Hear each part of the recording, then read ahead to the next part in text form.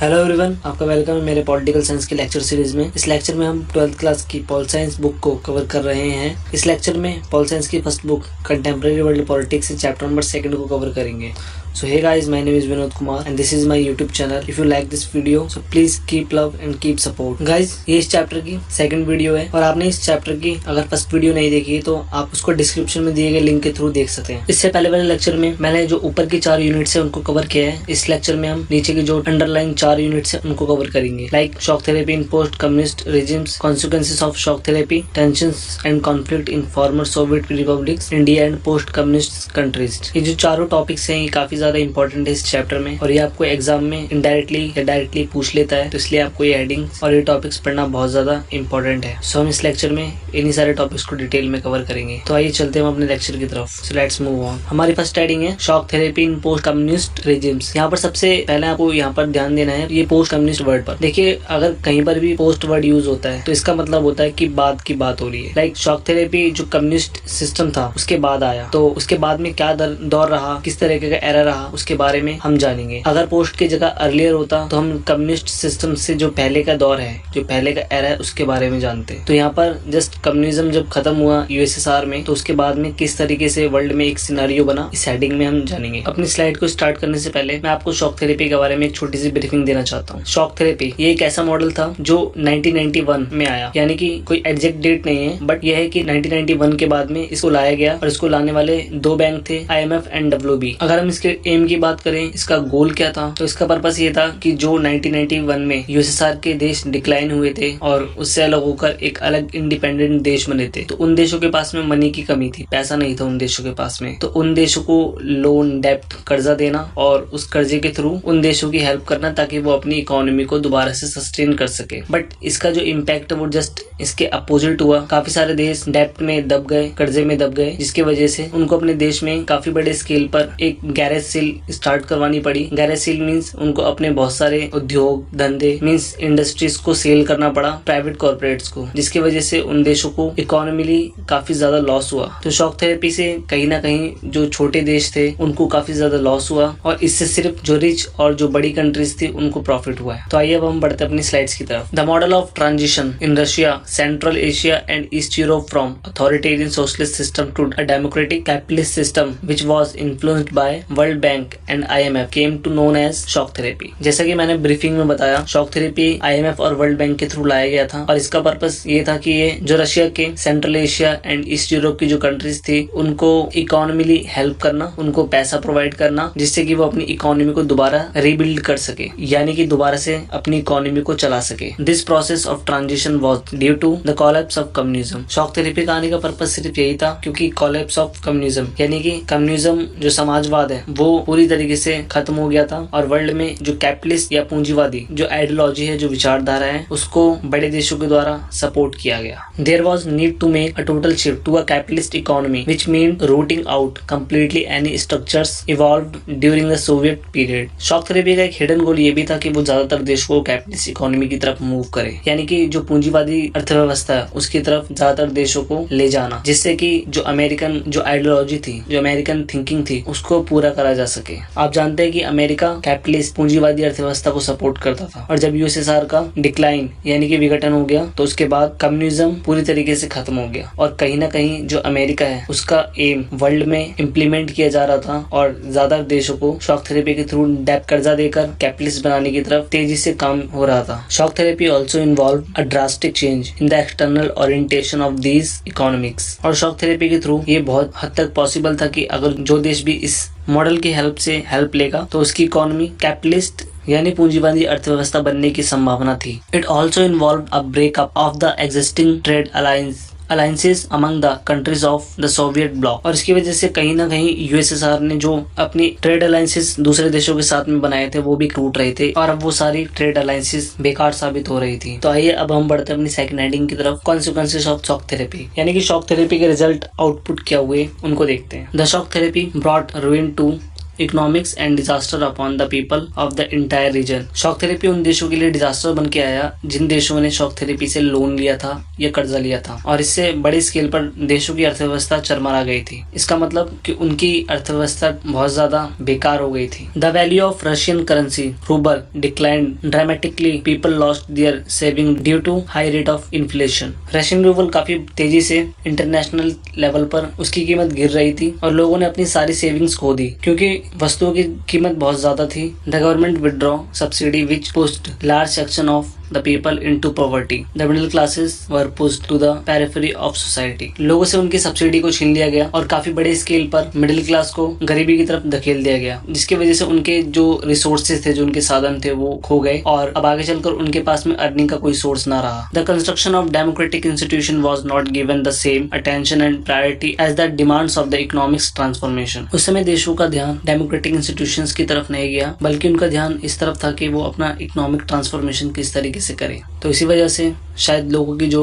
Demands थी वो पूरी नहीं हो पाई और लोगों को काफी सारी प्रॉब्लम्स को फेस करना पड़ा। Most of these economies Especially Russia started reviving in 2000, 10 years after their independence. इनमें से कई अर्थव्यवस्थाएं स्पेशली रशिया ने दोबारा से 2010 में अपनी इकोनॉमी को बिल्ड किया और अपनी अर्थव्यवस्था को दोबारा से अच्छे से स्टार्ट किया आजादी के 10 साल बाद। The reason for the revivals was the export of natural resources like oil, natural gas and minerals. Russia ने सबसे पहले नेचुरल रिसोर्सेज में तेल, गैस एंड मिनरल्स इनका एक्सपोर्ट करना स्टार्ट किया ताकि वो अपनी अर्थव्यवस्था यानी कि इकोनॉमी को अच्छे से बूस्ट कर सके। आइए अब बात करते हैं अपनी थर्ड हेडिंग की, tensions and conflict in former Soviet republics. There were tensions and conflict in most of the former Soviet republics and many have had civil war and insurgencies. USSR में काफी सारे एरियो में पहले से ही डोमेस्टिक वॉर चल रहे थे, यानी कि गृह युद्ध चल रहे थे, और साथ ही काफी सारे देशों के साथ में इनका कॉन्फ्लिक्ट भी था। छोटी मोटी संघर्ष, लड़ाइयाँ,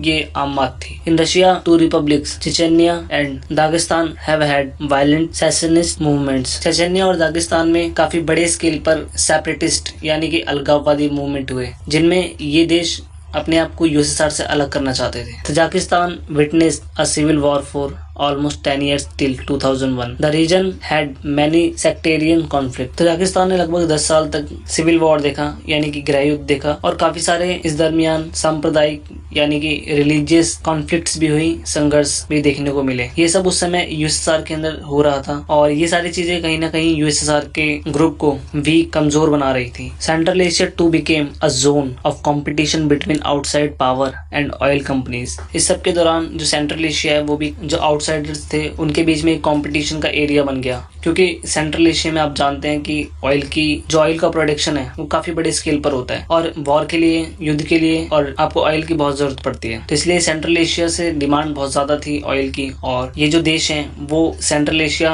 इराक, ईरान, सऊदी अरेबिया, जो गल्फ कंट्रीज है, इनसे काफी बड़े स्केल पर हेल्प लिया करते थे और फिर अपने एनिमी से वॉर किया करते थे। Czechoslovakia was divided into two the Czechs and Slovakia, thus forming independent countries। बाद में चलकर इन कॉन्फ्लिक्ट का रिजल्ट ये निकला कि चेकोस्लोवाकिया दो सेपरेट कंट्री में डिवाइड हो गया। चेक एंड स्लोवाकिया दोनों अलग अलग देश बने और जिनकी बाद में चलकर अपनी सेपरेट गवर्नमेंट बनी। Yugoslavia broke apart with the several provinces like क्रोएटिया, Slovenia, Bosnia and Herzegovina declaring independence. बाद में चलकर क्रोएटिया, स्लोवेनिया, बोस्निया, हर्जेगोविना इन सभी देशों ने भी अपने आप को स्वतंत्र कर लिया और यूएसएसआर से अलग हो गए। आइए अब हम बात करते हैं अपनी फोर्थ हेडिंग की, India and post communist countries, means India and USSR के disintegrated countries. India maintained a cordial relationship with all the post communist countries. The strongest relation of India is still with Russia. India ने USSR के disintegration के बाद भी सभी देशों के साथ में अच्छे रिलेशन बना के रखे और सबसे ज्यादा जो मजबूत रिलेशन है वो इंडिया के रशिया के साथ में है। Indo Russian relation is an important aspect of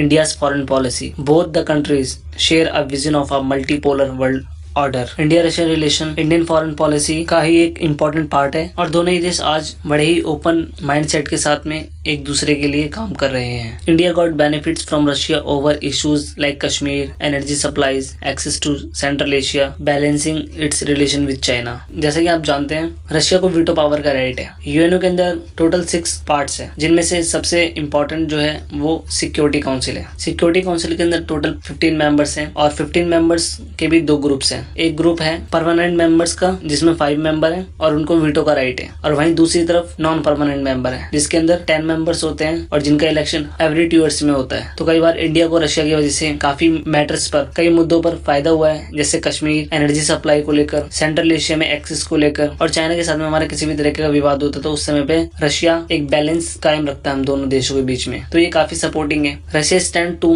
benefit from this relationship because India is the second largest arms market for Russia. Both the countries have collaborated over many scientific projects. Russia को India से ये फायदा है कि India की जो army है वो वर्ल्ड में सेकंड नंबर पे सबसे बड़ी है, बट आज के समय में इंडिया की आर्मी सबसे ज्यादा है। तो इंडिया के अंदर जो रशिया है वो अपने आर्म्स यानी कि अपने हथियार को बेच देता है, जिसकी वजह से उसको काफी अच्छी अर्निंग होती है। और साथ ही इंडिया और रशिया दोनों साइंटिफिक प्रोजेक्ट्स पर कई बार काम भी कर चुके हैं एक साथ। तो ये तो कुछ एस्पेक्ट्स इंडिया एंड रशिया के रिलेशंस को लेकर। आइए अब हम कुछ इंपॉर्टेंट वर्ड्स की तरफ नजर डाल लें। इनमें सबसे पहला वर्ड आता है Soviet system. Soviet system was introduced after Russian revolution in 1917 based on the principle of egalitarian society and plan economy controlled by the state. Soviet system 1917 Russian revolution के बाद में देखने को मिलता है और इसका पर्पस ये था कि ये ज्यादातर जो गरीब वर्ग है उनकी हेल्प करे और सब में इक्वालिटी बनाकर रखे। और सोवियत सिस्टम में स्टेट द्वारा ही पूरा कंट्रोल करा जाएगा, यानी कि जो गवर्नमेंट होगी वही सारे डिसीजन लेगी, लोगों को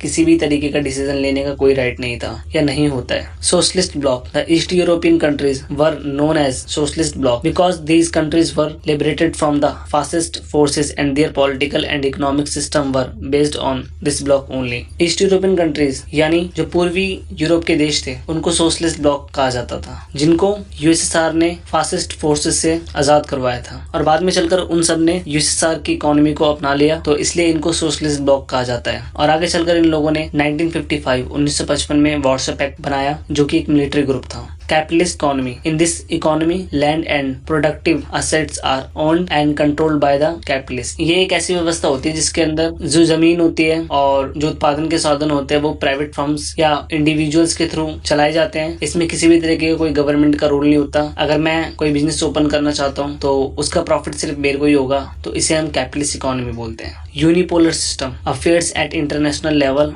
are dominated by the only one superpower. Unipolar means Hindi में एक ध्रुवीय। ये एक ऐसा सिस्टम होता है जिसके अंदर पूरे विश्व में सिर्फ एक ही पावर होती है, या कहे तो कि एक ही सबका मालिक होता है। जैसे कि एक टाइम पर 1991 में जब यूएसएसआर का डिक्लाइन हुआ तो उसके बाद में वर्ल्ड में सिर्फ अमेरिका ही ओनली सुपर पावर रह गया था, तो इसलिए उस टाइम पर ये वर्ड आया यूनिपोलर सिस्टम। जब तक कोल्ड वॉर चल रहा था तब तक तो बाइपोलर वर्ल्ड था, बट जब यूएसएसआर का डिक्लाइन हुआ, डिसइंटीग्रेशन हुआ, तो उसके बाद में यूनिपोलर वर्ल्ड हो गया, तो उसे ही हम यूनिपोलर सिस्टम कहते हैं। Multipolar system. Affairs at international level can not be dominated by one super power only, instead of group of countries play an important role. ये जस्ट यूनिपोलर का उल्टा है कि इंटरनेशनल लेवल पर कोई एक सुपर पावर डोमिनेट नहीं करती। मल्टीपोलर सिस्टम के अंदर ग्रुप ऑफ कंट्री काफी इंपॉर्टेंट रोल निभाते हैं पूरे वर्ल्ड में। जैसे कि एक टाइम पर यूएसए एंड यूएसएसआर द्वारा जो ग्रुप्स बनाए गए थे, नाटो एंड वार्सो पैक्ट, उन्होंने प्ले किया था। उसी तरीके से वर्ल्ड में जब काफी सारी पावर्स एक दूसरे को डोमिनेट कर रही हो तो उन्हें मल्टीपोलर वर्ल्ड कहते हैं या मल्टीपोलर सिस्टम कहते हैं। Egalitarian society. It believes that all people are equally important and should have the same rights and opportunity in life. बहुत सिंपल, आप पढ़ के समझ गए होंगे कि इगैलिटेरियन सोसाइटी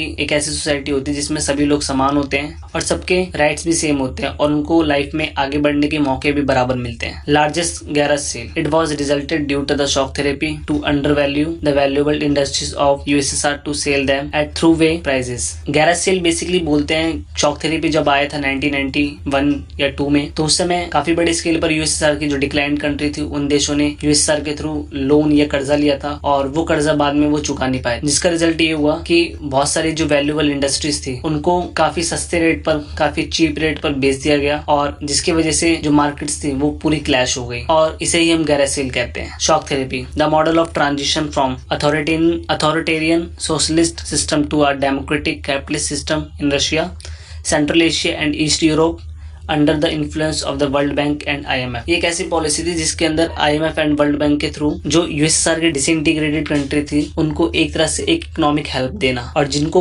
सपोर्ट कर रहे थे IMF एंड WB यानी कि international monetary fund and world bank. ये दोनों अमेरिकन बैंक है और काफी सारे बड़े देश जो कि इकोनॉमी वाइज काफी रिच है उन देशों का इसके अंदर इन्वेस्टमेंट होता है। तो ये एक शॉक थेरेपी मॉडल था जो कि 1991 के बाद में लाया गया, जो देश USSR से डिसइंटीग्रेटेड थे और फाइनली वो देश पूरी तरीके से बर्बाद हो गए शॉक थेरेपी के मॉडल को अपनाने के बाद में। तो इस लेक्चर को हम यहीं पर डन करते हैं और हम मिलते हैं अपने थर्ड चैप्टर में। अगर आप इस लेक्चर की फ्री PDF डाउनलोड करना चाहते हैं आप हमें फॉलो करें टेलीग्राम और फेसबुक पेज पर। हमारी Telegram ID inspiration for you students और हमारा फेसबुक पेज है इंस्पिरेशन फॉर यू। और अदर किसी हेल्प के लिए आप हमें व्हाट्सएप पे भी कॉन्टेक्ट कर सकते हैं। Thank you for watching us. Have a great day.